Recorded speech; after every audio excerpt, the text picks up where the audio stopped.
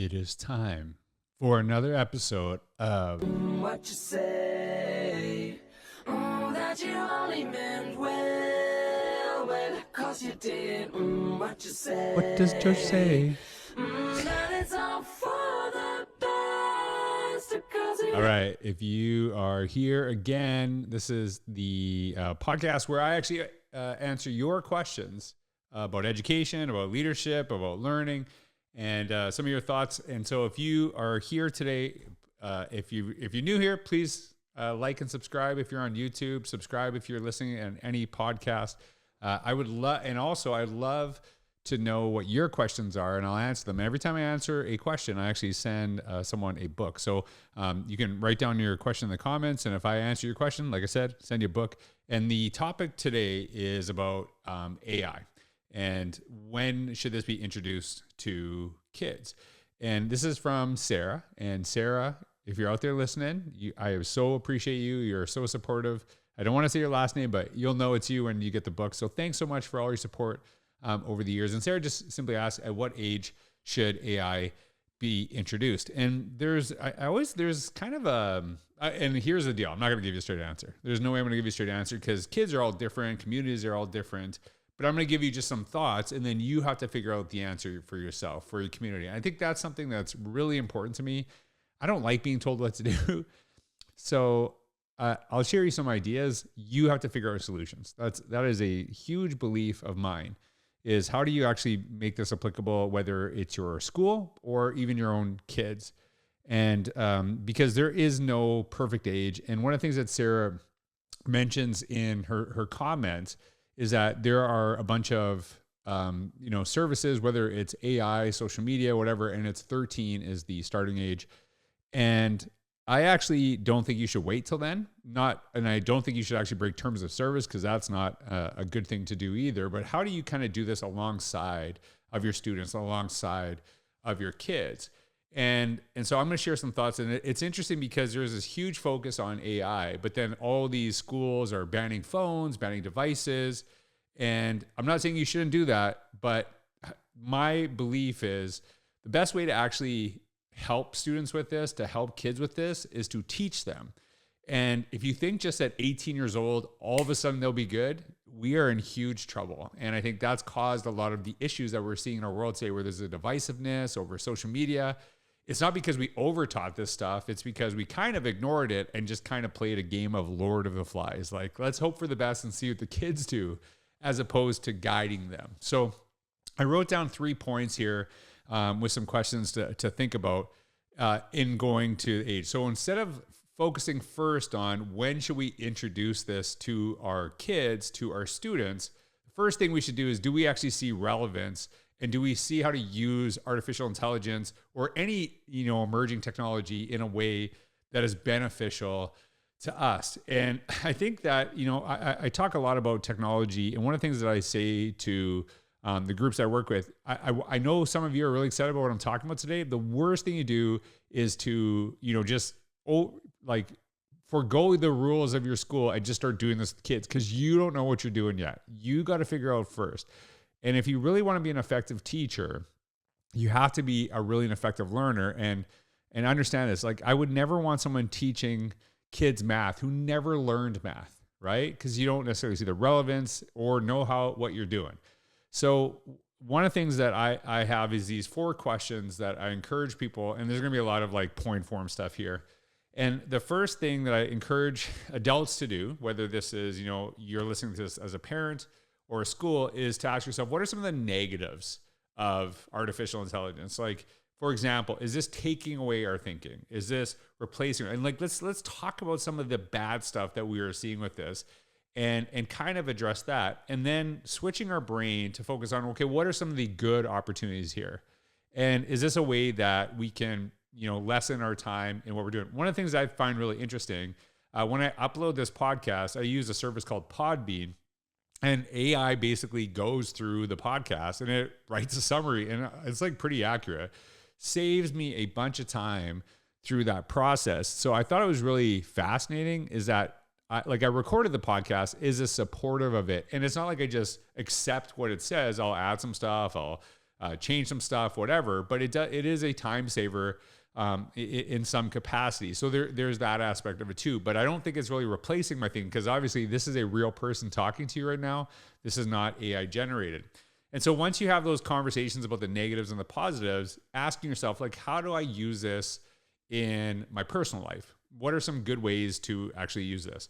And one of the things that I do, like, I'll do a lot of exercise and training. And I remember actually training for a marathon and actually having going to ChatGPT and creating a marathon training plan that was done for me. And I just, ask it questions and use prompts. And I could find those things on the internet, but there's like paywalls and all this other stuff, as opposed to kind of creating this for me. And all of a sudden I was like, okay, this is taking away a lot of thinking. And then again, I justify it, or I change some things, add some things, subtract some things.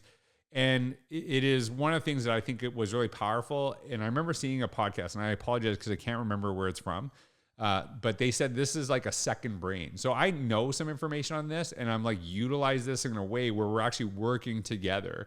And there was a fascinating article that talked about, basically AI will always be the human playing chess, right? So if you go AI versus human's going to lose. But if you go AI plus human, versus AI, together, those two will win. So there's something that's really interesting there too. So how do you use this in your personal life?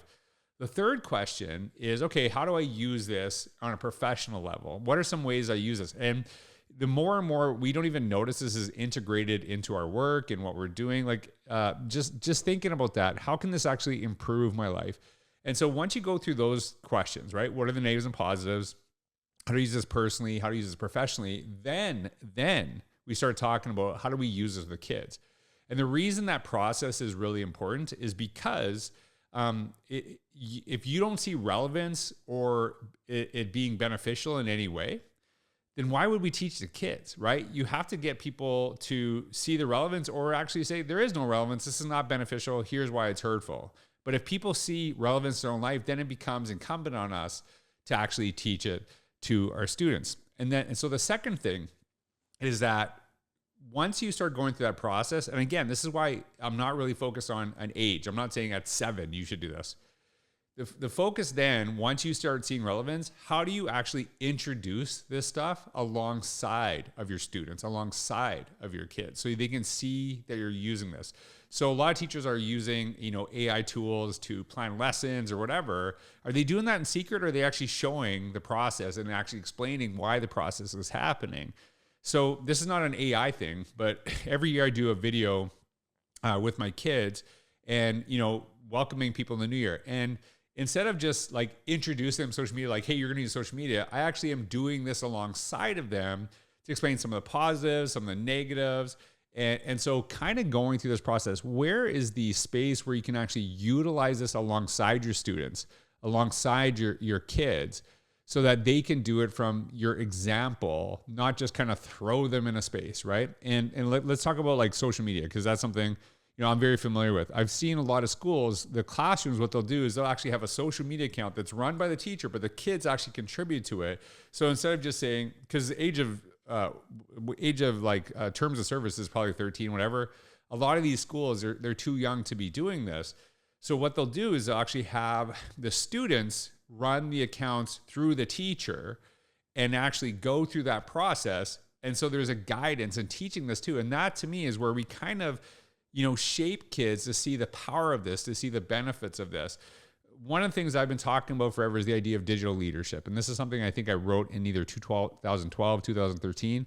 How do we use technology to improve our lives and the lives of others? And so instead of focusing on all the negative stuff, focusing on cyberbullying, focus on, all the negative stuff we can do with technology, it's actually saying, how do we actually shift kids to thinking about what are the possibilities with this? Setting the expectations really, really high. I really struggle with any anti stuff in the sense that it is so focused on what not to do as opposed to what we can do. So I don't focus on anti-bullying, I focus on leadership, right? Where is that high standard? Like if you think about this on a concept of like literacy, right? Should we be focusing on literacy or should we be focusing on fluency? Now, you have to build on literacy, but ultimately it is like, how do we actually utilize the language? How do we shape it so we can, get in different conversations? Like if you want to be literate in a different language, that's one thing. But to be fluent is to be able to have a conversation, to actually go to another country, to go to another space and actually understand that language. So the second point there, again, is really how do we do this together so that we can kind of shape kids to see the possibilities. And it's not that we're ignoring the negatives, but we're actually saying where we want to set the bar really, really high of where we're actually going. And so the last one that I want to share is really some questions to kind of think about. And this is something I'm just recently working on. I'm preparing for some presentations. And I started thinking about this, and it's not just with AI, but any technology, right? So these questions to consider, and you can actually see, you'll see the image up on YouTube. This is why you should subscribe on YouTube too. I'm just kidding. So actually utilizing this. So here are the 6 questions that I want you to kind of think about. So, and this is something you can do with your students. Always go by yourself first, and then actually, how do you actually answer these questions? So the first one, is my use of technology challenging my thinking and or making me more or less curious? Is this replacing thinking or improving thinking? Is this actually teaching us how to ask great questions, or are we just asking this and losing all sense of wonder through the process? The second question, is my use of technology making me a more reflective person and practitioner and helping me to develop wisdom in those areas? Here's a really simple example of this that you're a part of right now. Me actually having to answer these questions and actually do it in a public forum where everyone can see my thinking actually has improved my thinking over the years. The ability to blog and try to, or to podcast and to actually share your ideas with the world is actually what I call 360 thinking. It is the concept of trying to understand people's viewpoints and where they're coming from, so you can address some of those concerns before they actually come up in the comments, and share some of these things too. And I'm sure there will be comments on this, the concerns, but I'm trying to, I'm not saying just let kids do whatever they want. That's not what I'm saying at all. It is actually, how do we actually do this so we can shape kids to doing it in a way that really, really matters and meaningful, and opens up doors to them that did not exist for us. The third question, what is my mood like before, during, and after my usage of certain technologies? This was really inspired by Cal Newport's book, Digital Minimalism. And in that book, he talks about basically limiting the amount of technology that you utilize and only using the stuff that really actually is beneficial to you. You see people like a new social network popping up or a new app popping up. And typically people just flock to these new spaces. They go to them. And I'm thinking, what are you getting rid of? And basically, where are you taking your time? I look at time is in buckets. So I have, time that I spend on this social media, spend on creating, whatever. But if I add a new bucket, is it taking time away from, from another social media, or from friends, from family, from different places? So is this actually making me better or worse? I have learned to, when I use social media or use any technology, really kind of understanding my own feelings toward it. And if I get in a space where I start hating people, I'm like, I got to get off this. This is not really helping me. And I think that's really an important aspect. It is also understanding that social media, any technology, it's a lot often Sports Center. It's the best of, but it's not the whole game. And really teaching kids that too. I think, we know that it's actually really impacting feelings, but are we actually, and self-perception, are we actually teaching kids that what you see is not the whole story, it's just part of it? So don't compare yourself to the Sports Center highlights. Understand there's a whole game that you're not actually seeing through this platform right now. The fourth question, am I learning from a wide range of perspectives through technology, or am I looking to just what I currently think to be affirmed? This is obviously, we get confirmation bias. We, share, we look for places that kind of go and not necessarily challenge us. One of the things I really try to do over the years is read the books that I know I'm going to adamantly disagree with.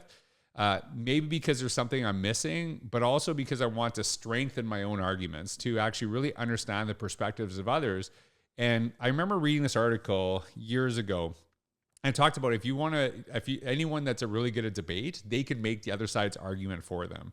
And so if you're only going to spaces, if you're only using technology to to basically just kind of be affirmed on what you're doing, it's not making you any smarter. It's only actually kind of putting you into a bubble that you don't really understand outside perspectives.